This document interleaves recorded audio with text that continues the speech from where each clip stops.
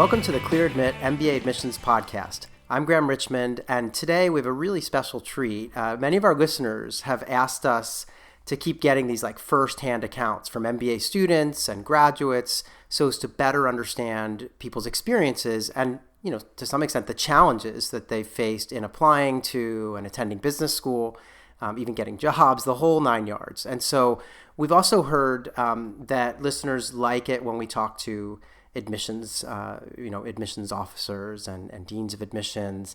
And so today we have actually a really great combination of those two themes.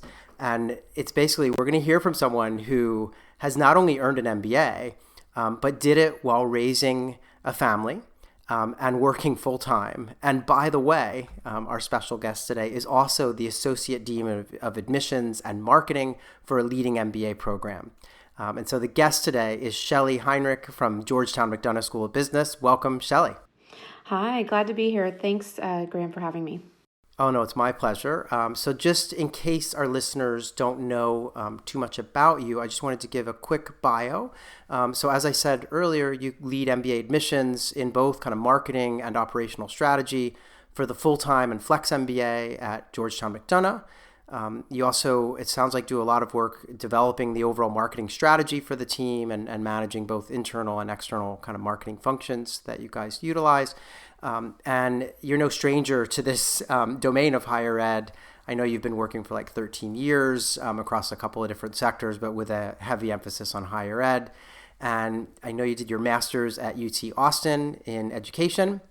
Undergrad was at Texas Christian. And, of course, you've got an executive MBA from the McDonough School of Business. So really interesting background. And I guess where I wanted to start was I wanted to know a little bit about the career path that you had pre-MBA and how did you decide that you wanted to get the degree?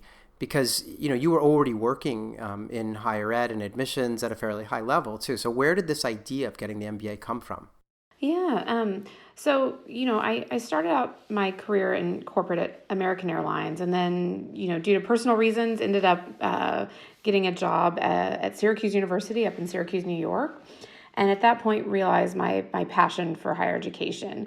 What you quickly realize in higher ed is that they value degrees. And so I knew I had to go back and get an advanced degree. And at that point, I decided to go back to UT Austin in Texas. They had the number one ranked school of education at the time. And so it was close to family. So went back and did the higher ed degree there. And after that went and worked for an educational nonprofit in Washington, D.C., and then switched to business school and have never looked back. But throughout the time I think of working at business school, I drank the Kool-Aid in a way.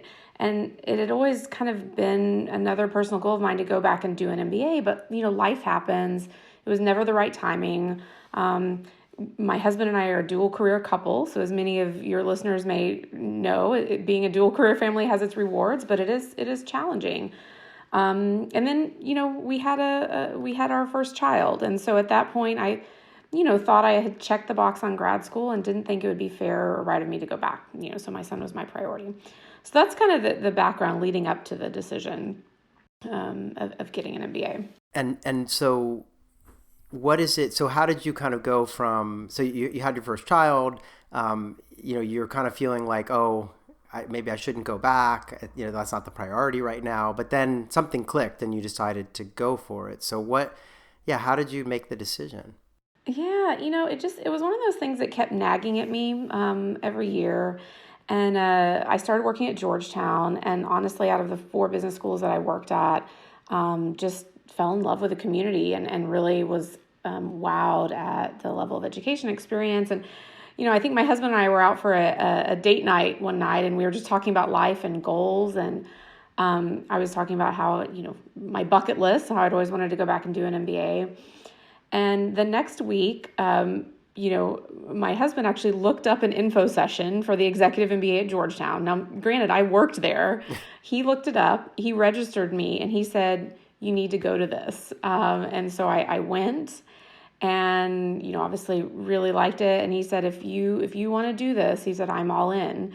And I think it's important to know that because if you do have kids, you have to have a support network, whether it's parents, whether it's nannies or sitters, whether it's your partner or spouse. And so he said he was all in. Now, granted, he was also working full time and doing grad school at the time. So when I say that people can do anything, you really can.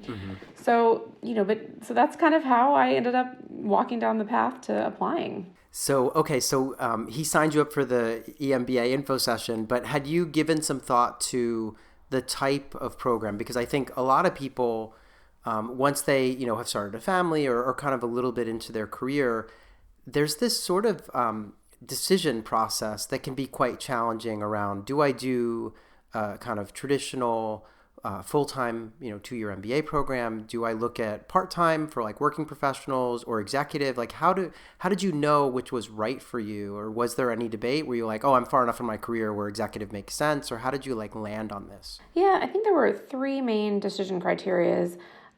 One was the scheduling, honestly. Our part-time MBA had classes in the evening, and I knew I wasn't going to be able to do that because my husband's work hours were just not as flexible. And so obviously we needed someone home to watch the kids. And I didn't want to go to multiple full work and school days without seeing my son. And so the executive MBA at Georgetown is all day Friday, all day Saturday. And so scheduling was going to work out best for balancing family in my life. And at the time, I also had 13 years of post-undergraduate work experience and a master's degree. So I wanted to kind of be in class with people more at my same career level. Typically, executive MBAs, the average years of work experience is right around 13, 14. Okay. Whereas a part-time MBA, the average is typically around 5. So those were the 2 reasons. The third reason was, I wasn't looking to do a major career switch or pivot. I love higher ed and marketing. That's kind of where I see myself for the short term. So, if you are looking to do a major career switch or pivot, then part-time or full-time might be better for you.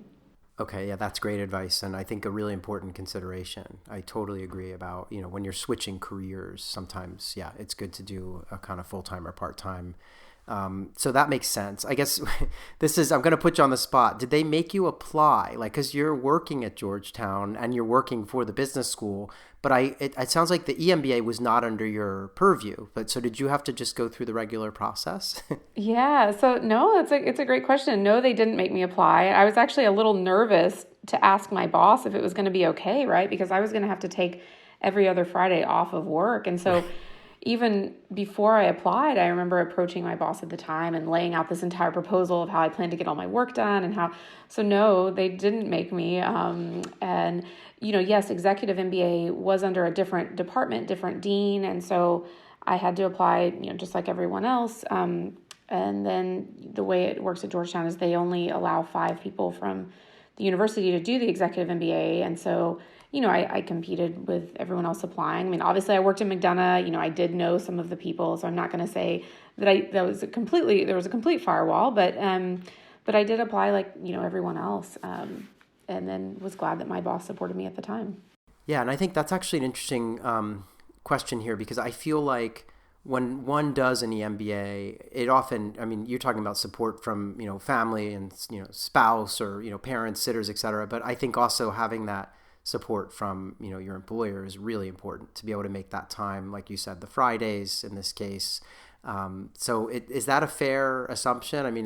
It seems like that's kind of a part of it for a lot of people. Yeah, it is. But I think when you approach your employer, you have to both not only, ask for the time, but then also tell them what the employer is going to be gaining. I think anyone with an MBA can say that they gained a new language, a business language. They gained frameworks that they could immediately apply to their daily job. They were able to think more critically using best practices from other industries. So there's a lot that the employer is gaining if they allow their employees to go back and do education, especially an MBA. It's very applicable. So, so you have to think of it in both of those ways. And so, okay, so you apply and you're one of the 5 lucky folks from within the university who can get a slot in the program. Tell me a little bit about, like, how worried were you about, planning for this juggle of school, work, family? Yeah. And did the school, help set these expectations? Like, how hands-on were they? Because, you're sitting with an acceptance letter and then you got to take the leap. Like, were they helpful in helping you to kind of, plan for all this and know what it was going to take? Yeah, I just kept telling myself if others did it before me, then I could too. And honestly, I mean, I repeated it in my head anytime I had doubts. So even after I was admitted, I still had doubts. And I remember specifically the moment when I decided that I could do this. There's a woman at McDonough still today who had done the executive MBA before me, and she had given birth to 2 children while she was doing her executive MBA. Wow. And so I remember having coffee with her at Starbucks, and after hearing her story, I honestly said, okay, if she can do this, then anyone can, honestly, but if she can do this, then I can do this. And so I think it's important for people to have always role models, especially in life in general. It's good, but in making these type of decisions, have someone that you kind of can look up to say, okay, I can do this. They went through this challenge, they overcame this challenge, and then they were successful. So for me, that was the catalyst moment for deciding. What was interesting to me, though, in my decision process, and what surprised me most was, some of the judgment I received from other women, people that I highly respect. I remember sharing with people that I had been admitted and I was considering attending. And I kind of got some of the looks like, how are you going to do it all? You have a child. Like, are you making the right decision? And, I think you can't listen to some of those voices. If you want to do something and you believe you have the support network and you have to do it, you have to believe in yourself and believe in your capabilities. And so that was something that surprised me. And sometimes it was what fueled my fire to do it the most. And I think in terms of, how you prioritize each week, you have to determine your priority. So you have 3, or at least I had 3. One was work. Obviously, I still wanted to do well there. One was family. I still wanted to do well there. And one was school. And you can't excel at all 3 at any given time. You just can't. And so perhaps one week was exam week, and I would focus on school and studying. Maybe one week was, my son's birthday or my husband's birthday. And so I would focus on, doing family time. And then another week we had major deadlines at work. And so I'd have to focus on that. So you're constantly juggling. But if you think of it like that, okay, let's reprioritize constantly, then that's a more manageable way to think about accomplishing it all. Yeah. And I think I'm now thinking about you working on, obviously you're still working in admissions. You've got deadlines. As you said, there's some weeks that are crazy in the MBA admissions world. And I'm wondering, like, having been through the application process, again, for the EMBA, but you're reading applications for FLAX and for the traditional MBA at McDonough, did you suddenly feel a different level of affinity for the people whose stories you were reading and the people you're evaluating? Like, did this change the way you're doing your job in some way? It's so funny that you asked that because yes, it is very different being on the other side. I mean, at the time I applied, I think, I had been working in admissions for, 6 or 7 years. So I had probably read thousands of applications, had interviewed thousands of people. And when I had to sit down and answer the essay question, it was very eye-opening. I mean, it's a very introspective process, but I appreciated it because it really allowed me to think about, what do I want to do in my career? Like, why am I doing this? And then how do I articulate it?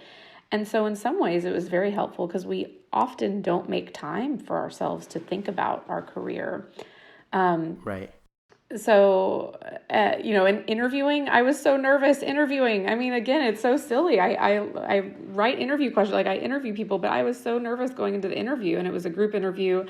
But it's so good to go through it because I can now talk about it with more empathy. Yeah.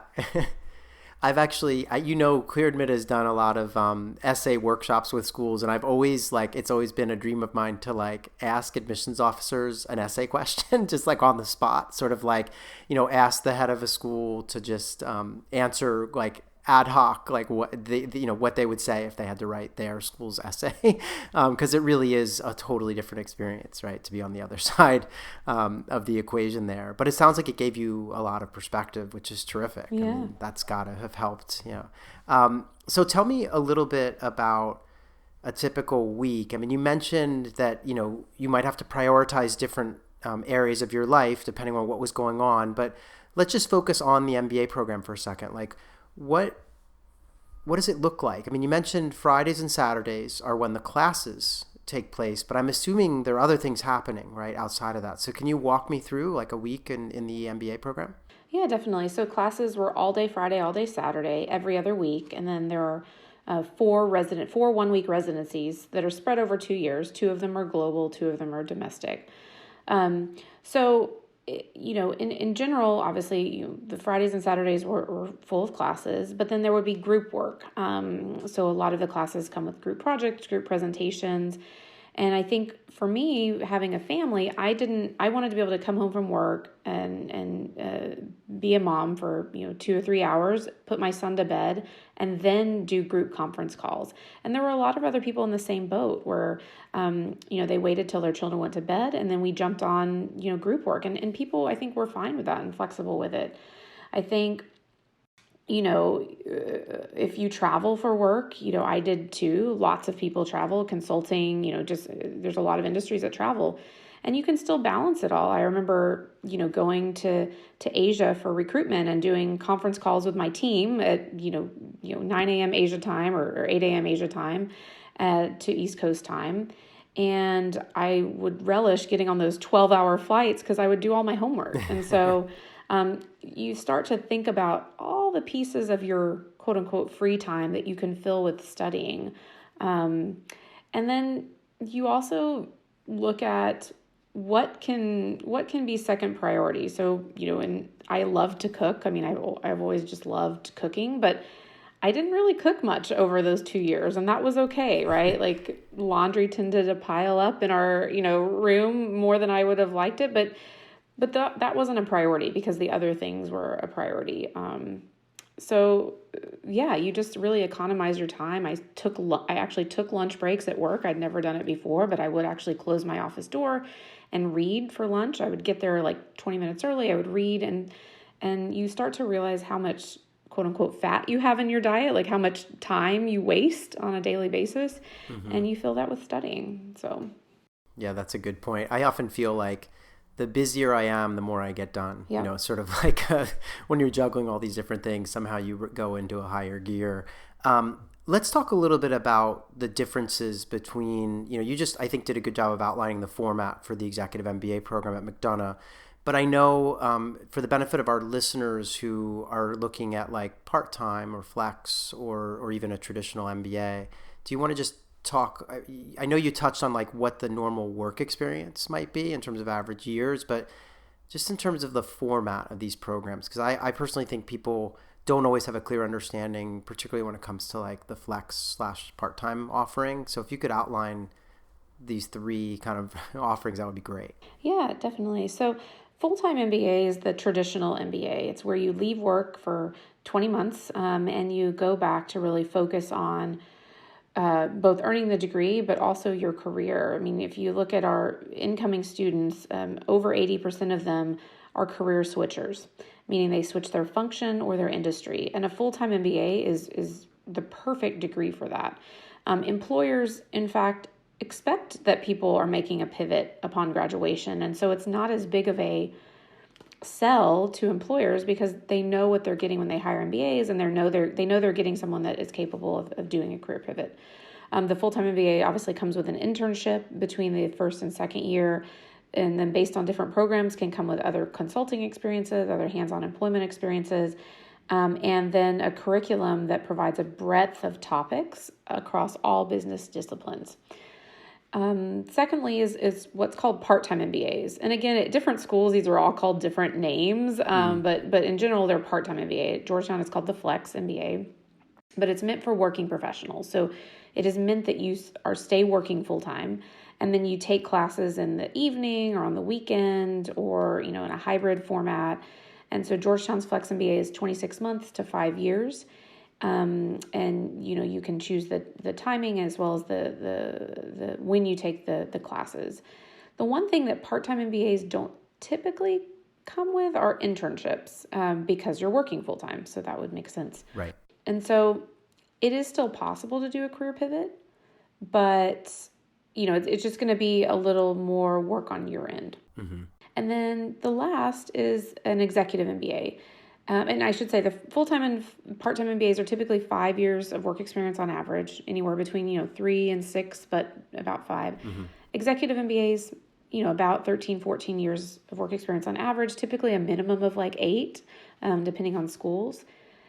And they don't typically have as much access to the career center as a full-time and flex. And so they don't have typically access to on-campus recruiting, employer info sessions, because they are above the average age of what MBA employers are looking for. Right. They do typically have executive coaching and other access to career resources, but it's just different. Okay. And then the other difference, is typically less of options of electives than like a full-time and flex. So it's typically a cohort-based group voting system, which I found perfectly fine to suit my needs. But definitely listeners should look into all the 3 different options to figure out what works best for them. Yeah, that's great advice. I think, it really depends where you are with your career and also, what you're trying to do, what you're trying to accomplish in terms of a pivot, as you say, versus maybe just accelerating where you are. But thanks for explaining that. I know a lot of our listeners don't, this is all new for folks that are just kind of embarking on the application process. So really good to have that explanation.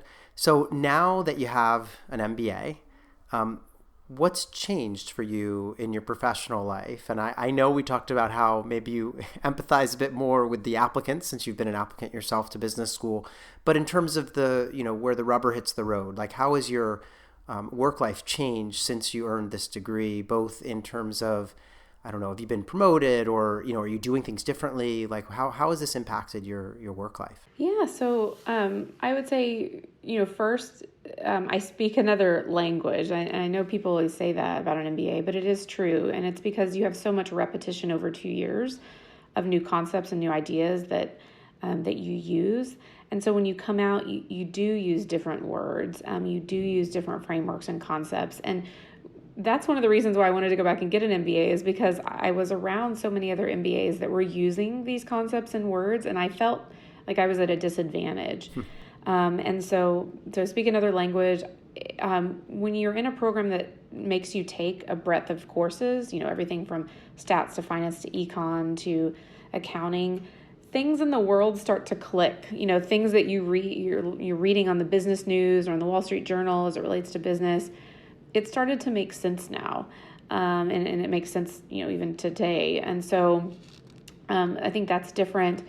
Yes, I did start out, when I started the program, I was as a director at McDonough, and then during the program moved into an assistant dean position, and then now I'm an associate dean. Part of that is circumstances of people leaving and great mentors, certainly that advocated, but I would like to think that hopefully doing the executive MBA, helped to make me perhaps more suited and competitive for those career progressions. So, and, I think the other thing is there were classes that when I was going back to do the MBA, I was not looking forward to be very honest. I took them in undergrad, classes like stats and econ, and just really didn't like them.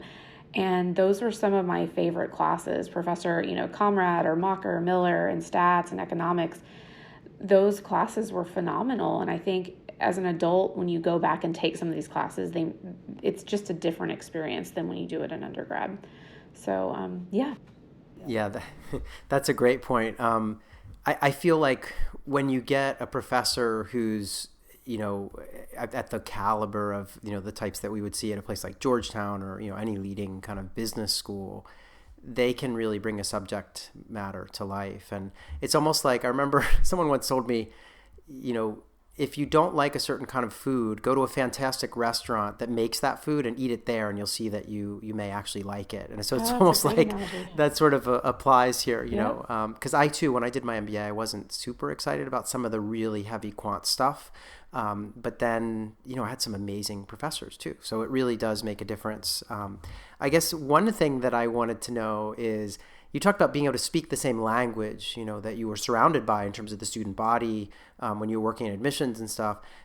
What about, has it been useful to kind of, it's almost like you're experiencing the product, or, you know, I hate to call it a product, but you're experiencing what you're selling, right? So you're working in admissions and marketing, and suddenly you have to spend, you know, a couple of years going through using the very product that you're marketing. So that must have been eye-opening too. Yeah, I mean, I loved Georgetown prior to doing my MBA, but I loved my MBA experience. And so now when I go and sell the MBA, I'm authentically selling it. I mean, I talk about all the benefits, and I hope, you know, prospective students can hear the passion and excitement in my voice when I talk about it and I talk about the benefits. And so it's like with any product, right? If you're using the product, it's going to be so much easier to authentically talk about the benefits and ROI that you've received from it. So definitely it's helped me in my job. And it gets me excited when I talk about my experience. It gets me re-excited about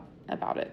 Yeah. So I guess one other thing I wanted to ask you is, imagine that someone's tuned in to this episode and they're in the same position you were, maybe not in the same point in their career, but they're on the fence. You know, how do I juggle, maybe a partner, maybe starting a family, work, you know, where does the MBA all fit in and which program's right for me?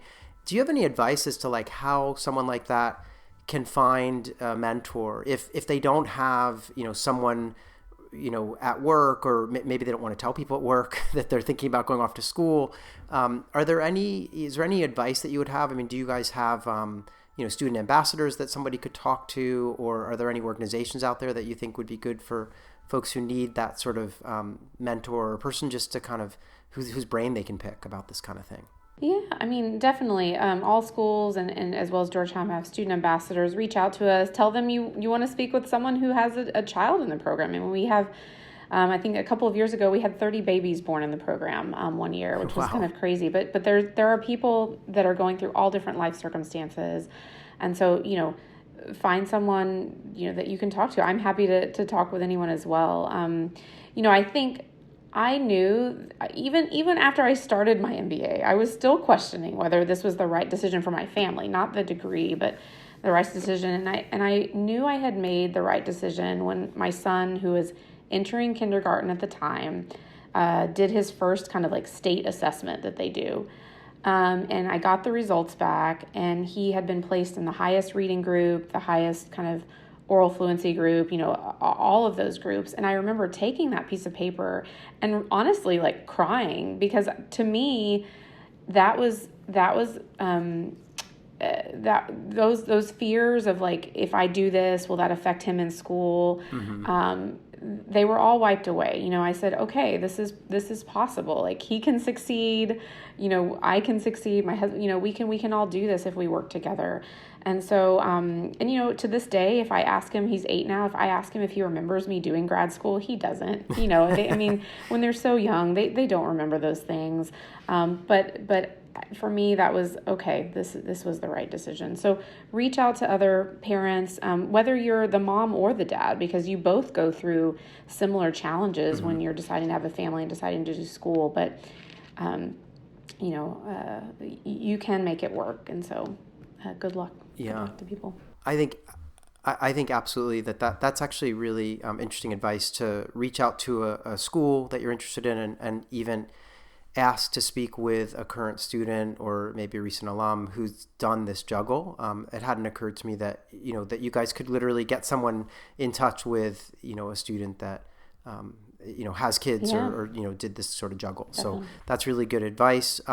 Is there anything else that you wanted to share about earning your MBA or just about McDonough in general before we wrap here? No, I think, in MBA, there are very few investments that you can make in yourself that will appreciate over time.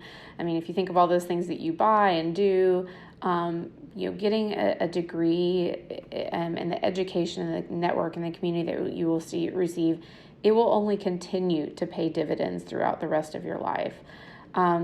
And I always think when there are challenges in life or things seem, you think, wow, can I do this? You can do anything for a short amount of time, right? Like you can live without home cooked meals for 2 years. You can live with like your laundry piling up. You can live without social media for a couple of years if you have to cut back on your, so you can do anything for a short amount of time. And then you'll look back and see what you accomplished. And you'll be so glad that you did. So, I just wish your listeners the best of luck in deciding what's best for them and their family. Thank you. Yeah, I think that's really well said. Like, I think, as we've learned during the pandemic, you can live without all kinds of things for periods of time and, make sacrifices. And what's great about an MBA and something that we just say over and over again at ClearAdmit is that it is just a tremendous investment, and people it opens so many doors, and it just, in many, many ways, it's a benefit, even, the friendships you make and obviously job opportunities and things like that. But it's just usually it's a transformational experience for people. So anyway, Shelly, I really appreciate you making time to talk about a very personal journey. I just think it's going to be so useful for those listening to know that, everyone has a different story, and that it's not always super simple to go get an MBA, but that, as you say, you can persevere and get it done and never look back. So congratulations to you on doing the MBA, and thanks again for making time to join us today. Thank you so much. All right, so folks, stay tuned. We've got other episodes of the ClearAdmit MBA Admissions podcast coming your way, and please remember to rate and review this podcast wherever you listen. Thanks again, Shelly, and we'll see you all soon.